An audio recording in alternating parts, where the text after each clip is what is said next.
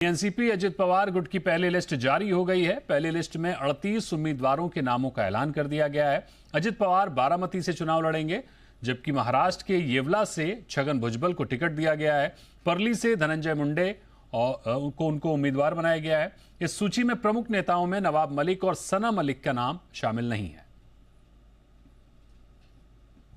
और इस खबर पर मुंबई से हमारे साथ जुड़ रही हैं हमारे संवाददाता सीमा आड़े।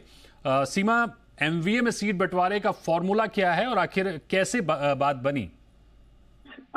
जी बिल्कुल, कुछ देर पहले ही महाविकास आघाड़ी के नेताओं ने प्रेस कॉन्फ्रेंस ली और इस माध्यम से उन्होंने संबोधित किया कि हमारे में 270 जगहों को लेकर जो है वो सहमति बन चुकी है। 85 यह महाविकास आघाड़ी का फॉर्मूला रहेगा, ऐसा खुद संजय राउत ने प्रेस में कहा है। और बाकी की जो जगह है, 18 जगह जो है वो छोटे दलों के लिए छोड़ दी जाएगी, ऐसी जानकारी कुछ देर पहले ही जो है संजय राउत ने दी है। उन्होंने ये भी कहा कि महाविकास आघाड़ी में पहले कुछ दिनों से जो खींचतान चल रही थी कुछ सीटों को लेकर, अभी हमारे में सहमति जो है वो बन चुकी है। 270 सीटों पर हमने अभी बंटवारा कर लिया है, हमें सब कुछ ठीक चल रहा है। 85 यह महाविकास आघाड़ी का जो है वो फॉर्मूला रहेगा। और जो छोटे दल जो हमारे साथ है, जो इंडिपेंडेंट कैंडिडेट है, उनके लिए हमने बाकी की जो सीटें हैं वो छोड़ दी है। साथ ही साथ उन्होंने ये भी कहा कि आज के लिए इतना ही, आगे की जो बैठकें हैं सीट शेयरिंग को लेकर वो चलती रहेगी। मैं आपको बता दूं कि कुछ देर पहले ही ठाकरे गुट ने अपनी पहली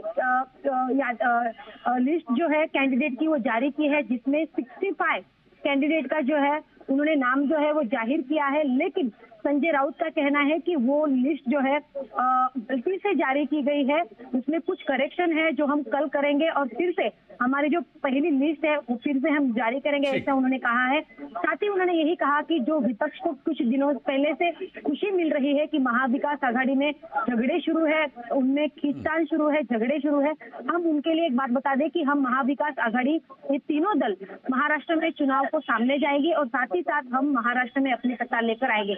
लेकिन मैं आपको बता दूं कि अभी भी महाविकास आघाड़ी में 288 सीट पर जो है अभी तक पूरी चर्चा जो है वो हुई नहीं है। अभी भी कुछ सीटों को लेकर उनमें अनबन जो है वो शुरू है, खींचतान अभी भी हमें देखने मिल रही है, क्योंकि इतनी बड़ी प्रेस होने के बावजूद भी सिर्फ प्रेस कॉन्फ्रेंस सिर्फ 10 मिनट तक ही चली, ज्यादा सवाल जवाब यहाँ पर किए नहीं गए। सिर्फ इतना महाराष्ट्र में इतना एक संदेश देने का उन्होंने प्रयास किया है कि महाविकास आघाड़ी में सब कुछ ठीक चल रहा है और हमने अभी झगड़े नहीं है। लेकिन कल देखना ये जारी देखना बहुत ही महत्वपूर्ण होगा कि ये तीनों पक्ष अपनी पहली लिस्ट कब जारी करेंगे और इनमें कौन से चुनाव क्षेत्रों को लेकर अभी भी खींचतान जारी है। ठीक है, यानी ये दिखाने की कोशिश जरूर हुई है कि सब कुछ ठीक है, लेकिन अंदर खाने में बात कहीं कहीं थोड़ा सा ठीक नहीं दिख रही है। अगला एक और सवाल मेरा आपसे ये होगा कि अजित पवार गुट ने जो कैंडिडेट्स की घोषणा की है उनमें प्रमुख चेहरे कौन कौन से हैं? जी मैं आपको बता दूं कि खुद अजित पवार ये है बारामती चुनाव क्षेत्र से वो फिर से चुनाव लड़ेंगे। साथ ही साथ जब एनसीपी में फूट पड़ी थी, जब दोनों एक पक्ष जो है वो दो गुट में बट गया था और उस समय जिन मंत्रियों ने मंत्री पद की शपथ ली थी उन सारे मंत्रियों को जो है फिर से चुनाव में उतरने की जो है वो चांस जो है वो दिया गया है। उसमें हम आपको बता दें कि अदिति तटकरे, साथ ही साथ अजित पवार, छगन भुजबल जो मंत्री है, साथ ही साथ दिलीप वळसे पाटील जो कि बहुत ही शरद पवार के खास माने जाते हैं। दिलीप वळसे पाटील चुनाव लिस्ट जारी होने के पहले कहीं ना कहीं शरद पवार गुट में जाने की कोशिश कर रहे थे और अभी उनका नाम जो है पहली लिस्ट में जारी किया गया है।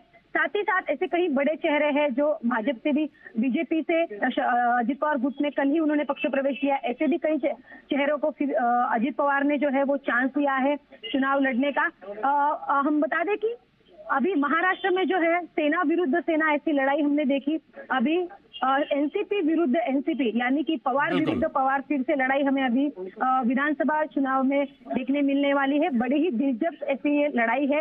बिल्कुल। ताकि हम आपको बता दें कि आज अगर शरद पवार गुट की अगर पहली लिस्ट जारी हुई तो उसमें शरद पवार पहले ही लिस्ट में जारी करेंगे कि अजित पवार के खिलाफ पवार फैमिली में से कौन चुनाव लड़ेगा। ठीक। उसमें युगेंद्र पवार है या फिर अजित पवार के छोटे भाई ये शरद पवार गुट की तरफ से बिल्कुल। अजित पवार को जो है वो चैलेंज देंगे। अभी देखना जरूरी होगा कि आज रात को कौन कौन से पक्ष की पहली लिस्ट जारी होती है। बिल्कुल, यानी 2019 के मुकाबले इस बार की जो तस्वीर है महाराष्ट्र चुनाव की, वो बड़ी दिलचस्प होगी देखने वाली, और चुनाव तो और भी ज्यादा दिलचस्प होंगे। बहुत शुक्रिया करेंगे सीमा आपका हमारे साथ जुड़ने के लिए।